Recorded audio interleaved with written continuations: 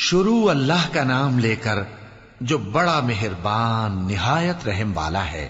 جو لوگ کافر ہیں یعنی اہل کتاب اور مشرک، وہ کفر سے باز رہنے والے نہ تھے یہاں تک کہ ان کے پاس کھلی دلیل آ جائے، یعنی اللہ کا ایک پیغمبر جو پاک اوراق پڑھ کر سناتا ہے جن میں مستحکم آیتیں لکھی ہوئی ہیں، اور اہل کتاب جو فرقوں میں بٹے ہیں تو دلیل واضح کے آنے کے بعد ہی بٹے ہیں، حالانکہ ان کو حکم تو یہی ہوا تھا کہ اللہ کی عبادت کریں، اطاعت کو اسی کے لیے خالص کرتے ہوئے یکسو ہو کر، اور نماز قائم کریں اور زکوٰۃ دیں، اور یہی مضبوط اصولوں والا دین ہے۔ جو لوگ کافر ہیں یعنی اہل کتاب اور مشرک، وہ دوزخ کی آگ میں پڑیں گے اور ہمیشہ اسی میں رہیں گے۔